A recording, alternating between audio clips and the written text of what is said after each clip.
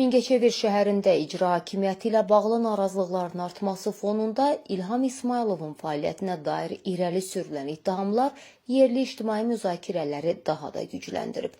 Yeniçə Ağaza daxil olan məlumata görə sakinlər mövcud rəhbərliyin vəzifədən azad edilməsinin regionun inkişafı üçün vacib olduğunu bildirirlər.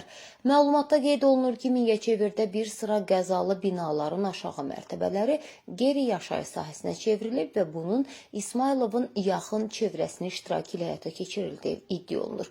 Şəhərin yaşıllıq fonduna ziyan vurulması, o cümlədən qırmızı kitaba düşən ağacların kəsilməsi də narazılığın əsas səbəbləri sırasındadır.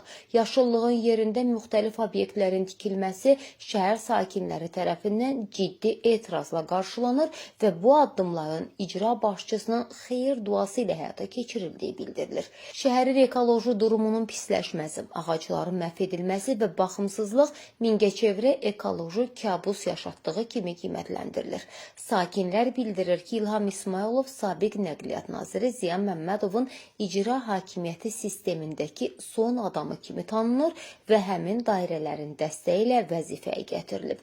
Məlumata görə İsmayılov əvvəllər Azərbaycan İqtisadi İnkişaf Nazirliyinin Aran Regional İnkişaf Şöbəsinin müdiri, daha sonra isə Mingəçevir şəhər icra hakimiyyəti başçısının birinci müavini vəzifəsində çalışıb. Ziya Məmmədovun hakimiyyət strukturlarından uzaqlaşdırılmasından sonra isə İsmayılov prezident administrasiyasının keçmiş rəhbəri Ramiz Mehdiyevin xeyir duası ilə icra başçısı postuna təyin edilib. Məlumatlarda həmçinin bildirilir ki, deputat Aydın Mirzəzadənin də bu təyinatda xüsusi rolu olub və bu səbəbdən son iki parlament seçkisində icra başçısının deputatın siyasi yolunun təmizlənməsi üçün ciddi cənfəşarlıq göstərdiyi iddia olunur. Bu məlumatlar ictimaiyyət arasında geniş rezonans yaratmağa davam edir və Mingəçevir sakinləri baş verənlərlə bağlı rəsmi qurumlardan izahat gözləyirlər. Qeyd edək ki, məlumatın mənbəyi Yeniçə Ağaz saytıdır.